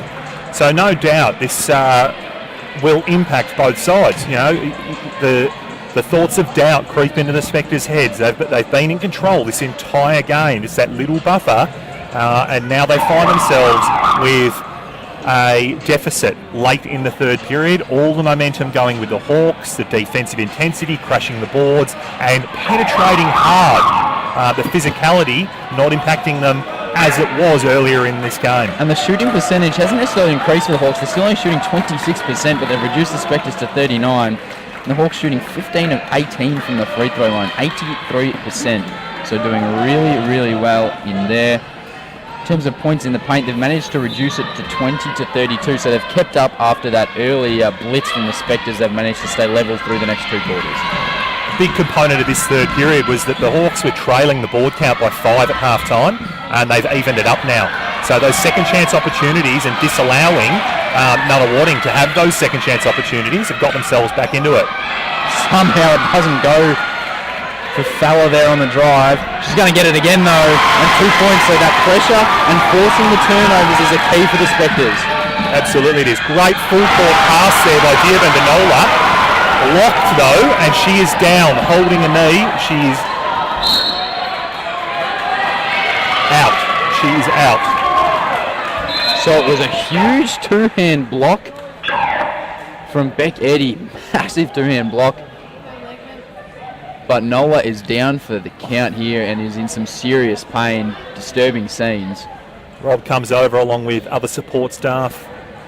State champ women assistant coach Peter Hinson first on the scene to render assistance. It looks like she has damaged her left knee. She's not moving, holding it at this stage. 25 seconds remaining on the clock in this third period. 43 apiece, and both teams in the bonus. Any further fouls called? Will be a big blow for the Hawks if she can't take any further part in this game, which is the way it is looking at the moment, because she's in some serious hurt down there. She's been excellent in this third quarter, and another stoppage in play. As now the players just discussing what they're going to do out of this. It'll be a Spectres ball when the game resumes. The 2 coaches, Jackson and Dealman's, just talking down on the baseline. It's always good to see coaches having that conversation after a significant event like that. There's no doubt, whilst the tensions will be high around the result of the game, that they put all of that aside and focus on the health and well-being of one of this league's most decorated players. And no doubt, and you saw Nick Jackson, he was actually the one calling for the referee to stop the game despite his team having a 5-4 advantage, saying that there was a player hurt, so credit to him. As you say, player safety is the thing that steps up above all else. Good signs at this stage. She is sitting up, Rebecca Nola. So 25 seconds, as Russell has mentioned, 25 seconds left in the third, and it's a tied ball game. It's been a big quarter for the Hawks. They've had all the momentum, 13-10 as Nola, she's up on her feet, now getting help to the bench. So some applause from both teams here. Yeah, no, not weight bearing on that knee at all. Which would suggest that she will take no further part in this one. She's had a horrid run with injuries. You've got to feel for Beck Nola. It'll be a bonus 2 here to Beck Eddy. Tough after a break to come out and shoot free throws straight up without having a quick little warm-up. But we'll see how she goes. High-quality player indeed. Important free throws here. And if you're wondering why they're shooting free throws, it came from a hands foul on Ravi Kumar in the bonus. So it is 2 shots. She nails the first. Mentally speaking, a lead at 3/4 time after a significant event like that, after a physical game in a final, will mean the world to whichever team can have it. So you'd think they hold for 1 here, the Hawks. They've just seen one of their leaders go down. How will they respond? 15 seconds. Yeah, about a second differential between the game clock and the shot clock. And it is an off-the-ball foul, which should mean 2 free throws for Ravi Kumar, you'd think, in the bonus. I think it's Dearborn, actually.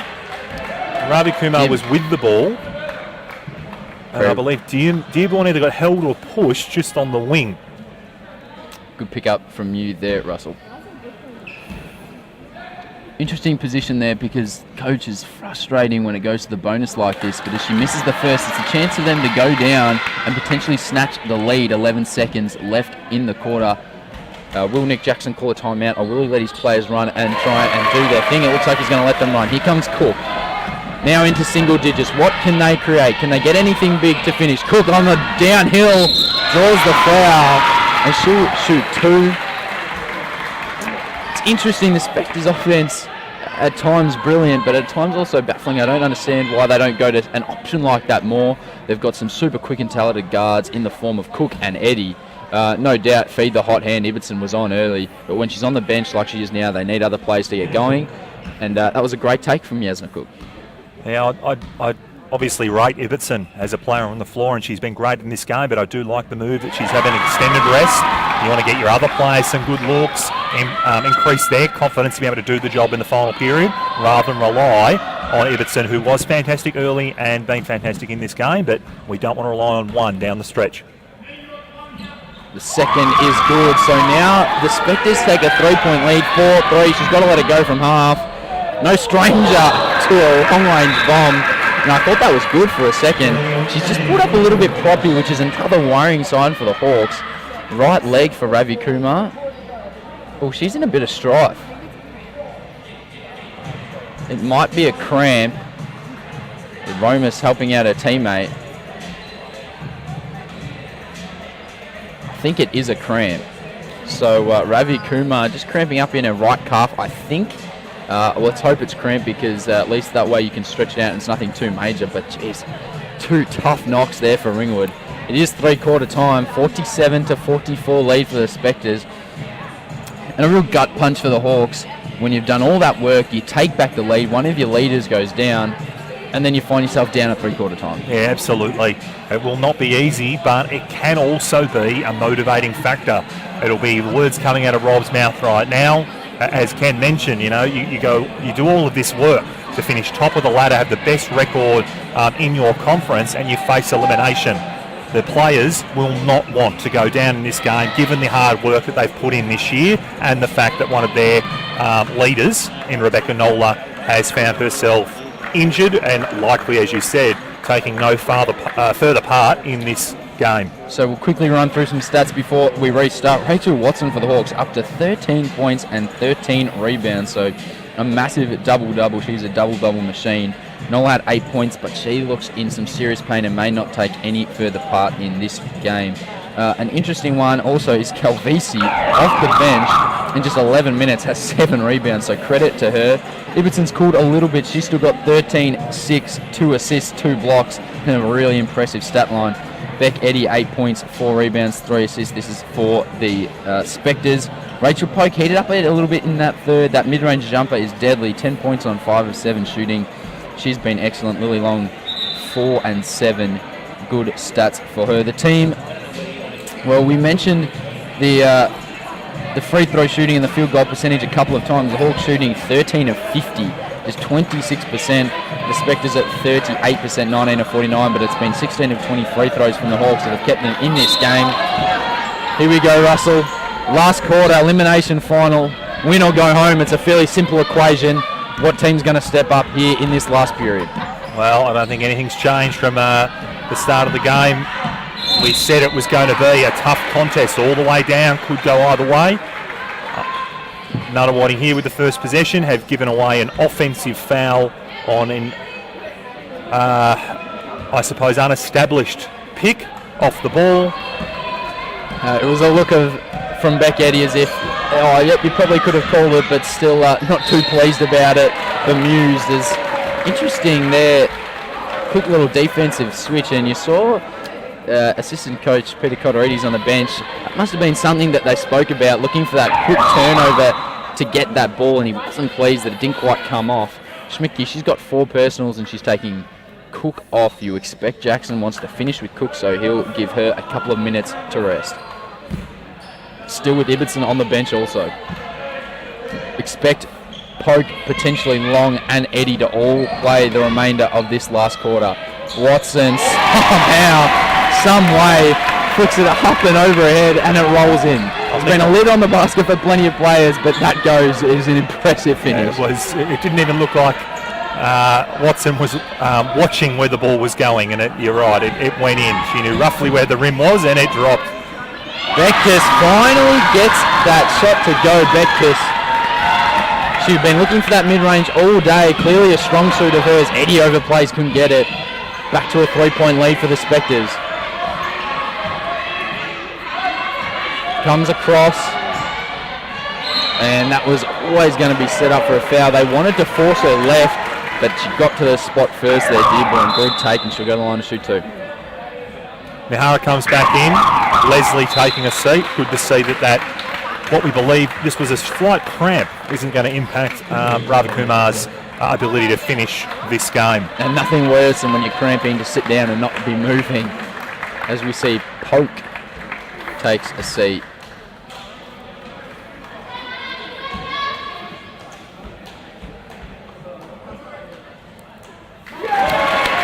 And the first is good. Dearborn cuts the lead now, 47-49, 2 points in it. And that was the 5th personal for Rachel Poke. Crept up on us. We didn't really realise just the foul trouble she was in, but that's a big loss for the Spectres. And interesting that they risked her so early in the 4th when she was playing so well. And she's fouled out of the game. Massive loss. And that could very well be a game changer. And she's really a bit distressed on the bench. It displeased with herself and the whole situation. Maybe clearly means so much to her, and she wanted to take part in this last quarter. Eddie hard off the pick, goes to Betkus, and now we realise why she was taking all those mid-range jump shots, because when she gets going, it is wet. Extended the lead now to 4 as the Hawks get through their sets. Ravi Kumar Payne, here we go. That's what I was after, Russell. And the 3-point bomb is good, and we are set for a blockbuster finish. Lead cut to 1. Excellent offense there by the Hawks, with Nahara catching the ball in rhythm, able to release for a nice looking deep jump shot. Good switch there. Calvisi now guarding the ball. Tough shot, doesn't go. Nahara with the rebound, looking to push the ball hard. Reminder that Schmidtke's also got 4 personals, so there's a bit of foul trouble for the Spectres. Pick comes. Ravi Kumar goes away for a backdoor cut. Good catch. Good defense though from Haslam. She recovered. Finish couldn't go. Another rebound from Watson. Another rebound from Watson. She could end up with 20 and 20 at the end of this game. And then now just to take a second to relax. Single digits on the shot clock. Romas, mid-range, long bomb, no good. And Beckus comes away. Yeah, it's looking a little bit slow and sluggish there. Timeouts will need to be used by the coaches, not only obviously to progress the ball down the track, but also to rest key players down the stretch. Fatigue becomes a determining factor in the final period of this 1-point game. Massive collision there as we see. Long takes a break. Ibbotson steps on. And it's glad that everyone got up, because that was an ugly looking collision coming off the pick there. But both players fine and ready to go. Dangerous forward and centre combination now for the Spectres, with Beckus mid-range and Ibbotson cleaning up weak side rebound. The Hawks are going to need to be careful. A late pass from Eddie, and the 3. She was falling out of court on the right-hand side of the floor, sees Schmidtke wide open on the wing, and somehow throws a ridiculous pass, and Schmidtke buries it, and now a turnover. So the Spectres buying back some of the momentum. That's a big little run there. Massive 3. There's been a lid on the basket from deep, and now they get the turnover and have a chance to push out that lead now to potentially 6 or 7 points.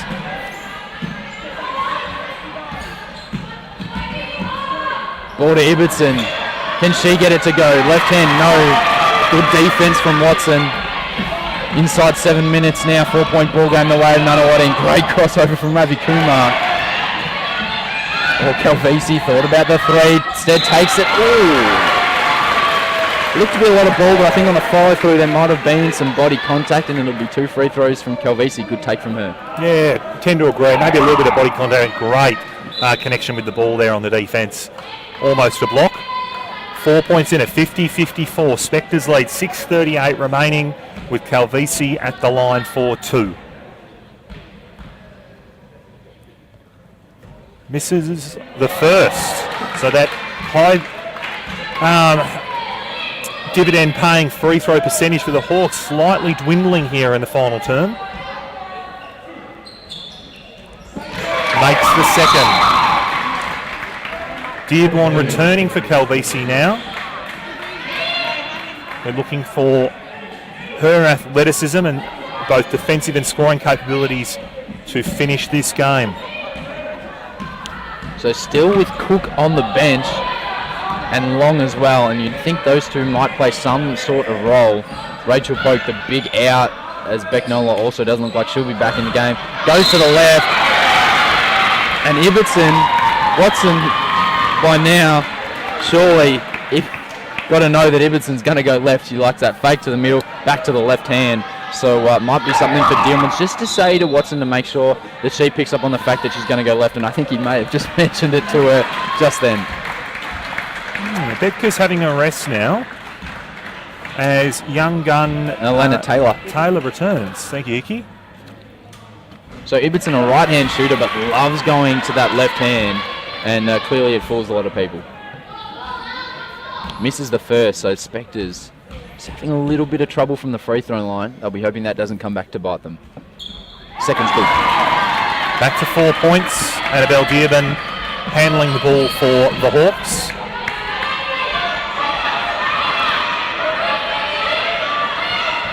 Picks coming. They took a while. Ravi Kumar. Oh, and Eddie. I'd love to know. They don't keep a stat for deflections, but I think she'd be up into double digits, no doubt about that. It's just a little bit of a lazy pass. Instead of taking that extra dribble and really firing it across, just kind of lobs one over, and it's tipped out of bounds and disrupts the offense. Yeah, errant pass there, not reducing your angles enough to allow a safe entry to that wing. Really need to be careful because of the pressure that Nunawading are putting up on the perimeter. That ball denial. Ibbotson with a strong rebound. Maybe a pass, maybe lost the ball, doesn't matter, the Spectres have got it. Here's Haslam. Maybe a travel? Not called. She must have thought about letting that thing go as well from deep. Good hands from Dearborn. Now Schmidtke. Good hands from Ravi Kumar. Turnover. It looked like it was always coming. There was some sloppy handling of the ball. Ravi Kumar, she looks to the wing. The three was on, but Eddie, we just mentioned it last possession. Another deflection, a steal. Takes her time, kicks across to Ibbotson. And an interesting call. It's one of those ones where you're allowed to run to a spot. I'm not sure where I fall on that kind of play because there is contact, but we'll wait and see. The foul's been called. Russell, where are you on that? Look, I missed that one, to be honest. I was watching weak side of the floor in terms of the Nunawading offence, so I'll have to use your judgment on that one. Nunawading bench isn't too happy with that call, having a conversation with the official around the reason for the offensive foul illegal screening action. Dearmans with the timeout. Have a chat. 5:25 remaining in this third period. Nunawading leading 55-51. And the real kick in the guts is that is the fifth personal foul for Kaylin Ibbotson. She's out of the game. Basically, if you missed it, she's running down after passing the ball off, set up the play. She's not setting a screen. She's not looking to get the defender out of position. They just run into each other, and the foul's been called on Ibbotson because she was the one that was moving. Again, I think that's a no call. I think you let that play because it's not disrupting the offense. No advantage was gained at all, but the referees have decided to call it, and that is a stiff way to pick up your fifth foul and be disqualified out of this game. Probably smart move by Nunawading to get Betkus out when they did, to give her that short rest now that Ibbotson is fouled out. Nunawading now missing two of their starters, two significant players in this game, with Ringwood also missing Nola. So both teams with blows around the foul count or injury worries. It now means that they go to the depth of their bench in each case to finish the game. Who's got the deeper bench? Who can finish strongly? It's a tough one for a coach. Do you let your players play out there and hope they don't pick up their fifth and build a lead when you might have the momentum, or do you save them for late? Well, they're fouled out now. They've got a 4-point bubble. Will it be enough? We'll have to wait and see. Spectres now at the ball. Dearborn, good pressure on the ball. Eddie has to get aggressive with Polk and Ibbotson out. Here's Schmidtke, single digits, crossover, not great. Back out to Eddie, great move, but she lost control of the ball, somehow gets it over. Shot came, hit the ring, no good on that occasion from Elena Taylor. Inside 5 minutes to play, as it looks like Lily Long is about to come back onto the floor. Both teams now struggling to find options to score. Good Just hesitation. as I say that, Kelly Romanis, and as you said, Russell, good hesitation move. Dearborn again, good pressure on the ball. Got to be careful. I believe she's got 3 personal fouls. And there's the fourth. Unfortunate. Now they did have a foul to give, so you can live with that. Dearman's quite pleased with the pressure that they're putting on Nunawading as they bring the ball up the floor. But definitely, that is now Dearborn's 4th personal foul, and she is not someone that Rob will want to have sitting down. So Long does look like she's about to check in for Nunawading. Single digits. Eddie, let that thing go, you'd think. Not a bad look, but came off the backboard. Looking to push the ball. Nahara now kicks it back to Romas, settling now into their offence. Inside 4 minutes. Both teams. It's become a slug in the last. Watson couldn't quite get her hands on the ball. Eddie somehow comes up with it and draws the foul. She'll go to the line to shoot 2. That was strong play from Beck Eddie. And that could be Dearborn's 5th personal foul. Wrong place, wrong time. So 2 in quick concession. And now she is out of the game with 5. That is 3 key players out of this game. Interesting, because at the start it looked like they were really going to let it go, but they've tightened the screws, the officials, and now some key players sitting out down the stretch of this game. Yeah, forgive me if I'm wrong, Hickey, but I believe in the 2nd, 3rd and 4th periods, both teams have accumulated enough fouls to send each other to the charity stripe. So referees really tightening up the physicality of this game. And relatively early in the quarters as well, I might add. Makes both back out to 4 points. Clutch free throws from Beck Eddie. So still real no clear idea of where this game's going to go. Nunawading Schmidtke smart just to slow the game down. He's Long, or would have thought about the 3. Beckkiss as well. No respect shown on the perimeter, doesn't even look at it. Haslam, great take, left hand. Can't get it to go. Good tip and gather there from McGurgan, and it is a foul. It'll be 2 free throws down the end. We could finish with a free throw shooting competition here, Russell. It very much could be. I expect, with the delay of the blood minutes earlier in the game with the cut to McGurgan's face, and now the foul count simply piling up. We're going to have a lot of stoppages here and further delay the commencement of the champ men game as they face McKinnon next. Knowing this game, it'll probably go the length of time as well, the way that it's been going. McGurgan knocks the first down, 54-57. Knocks the second down. Deficit now to 2. In Nunawading's favour. 3 minutes, 12 seconds remaining on the clock. Schmidtke, take, Long, wanted to go to work. Eddie perimeter, extra kick, Haslam, that's off. I think it got blocked. No, just an air ball. Subs come on. So they've gone tall here. They're running with Long, Fowler, and Betkus, the 3 athletic bigs that can no doubt also shoot the ball. Betkus indeed, and will be happy to stretch it out a little bit. Chance to draw level or take the lead. Great steal from Schmidtke. She's been everywhere. Wants to go back to the right hand. Has to finish, but doesn't. That's a tough miss. Got to get back in transition now. Here's Romas. Doesn't want to shoot the transition 3. That's a bad miss for Nunawading. Romas crosses base, spins back middle. Ravi Kumar, McGurgan. The gap opened up, but it wasn't the finish. Lost it.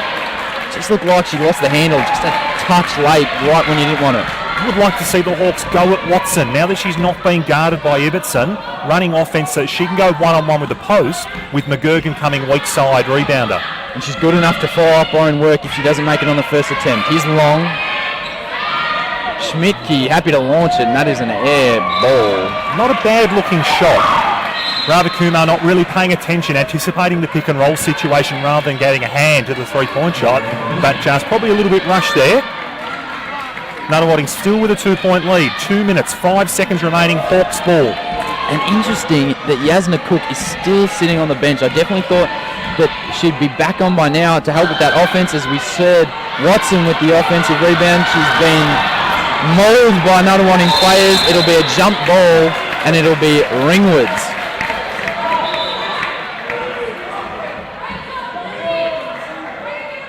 Nunawading complaining about which way the arrow's going, thinking that it should be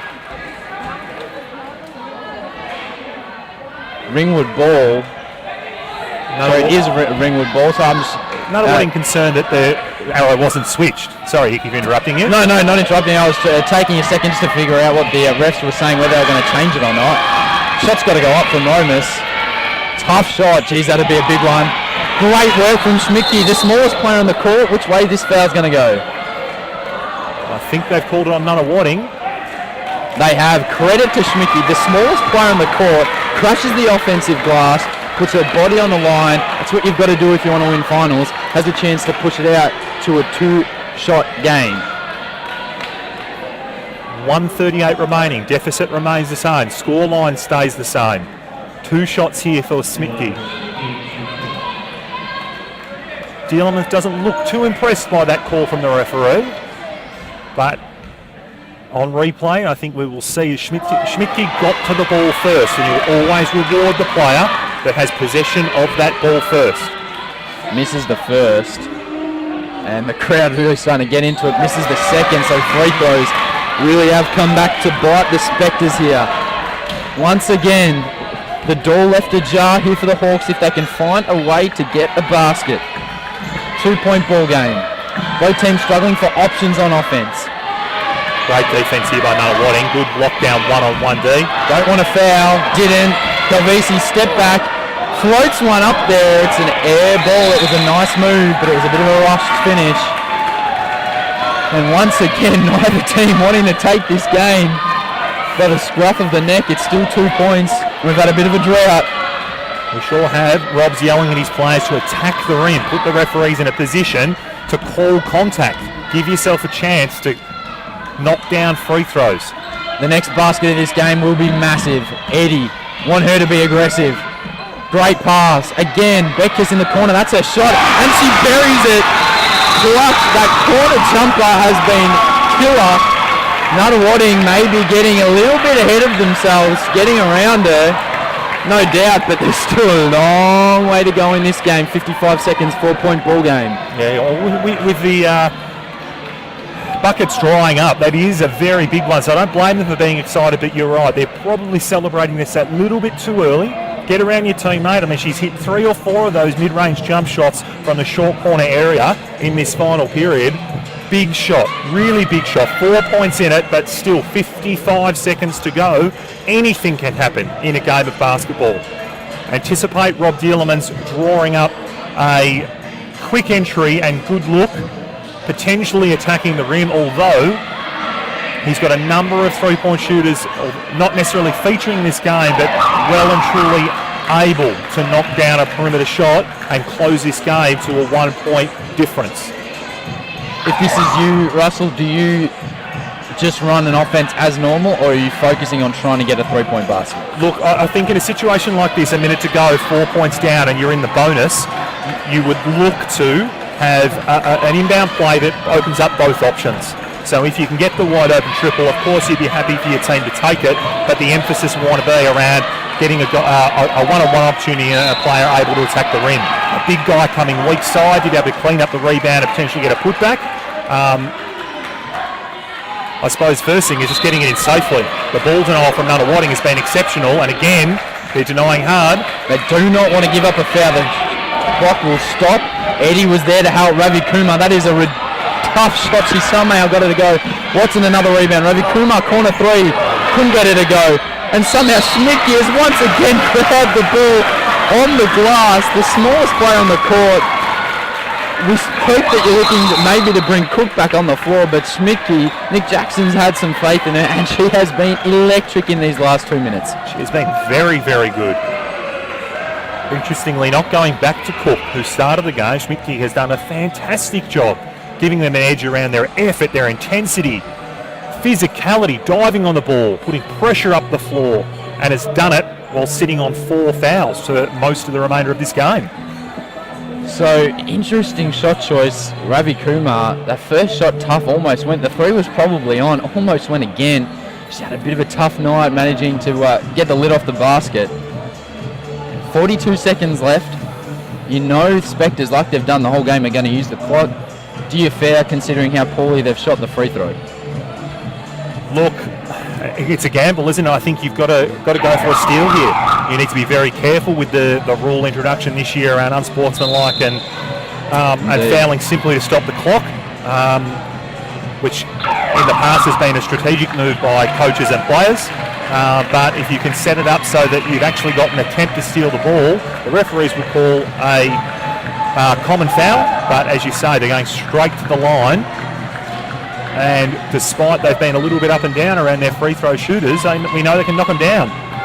One more free throw and you turn it into still a 2-possession game, but one of those possessions has to be a triple or a 3-point play, which again puts a hell of a lot of pressure on the Hawks. Spectres shooting just 12 of 20 from the free throw line, 60%. They're not fouling, so there'll be plenty of time taken off the clock. Schmicky at the top, get the ball in the experienced guard, Beck Eddie's hands. And there is the foul. Now this is interesting because the Spectres are asking for the unsportsmanlike because there wasn't much of a play at the ball, and just baffling from the Hawks that they didn't foul straight away, let 14 seconds run off the clock, and then they decide to foul. Yeah, and we've absolutely seen in this league across this season that foul being called unsportsmanlike, so interesting there. Schmicky makes the first, pushes it out to 5. I'm still at a bit of a loss as to why they waited to foul and didn't foul immediately. Schmicky had the ball earlier if that was the play that they wanted to foul, but maybe they didn't because he made both and has just about put this game away.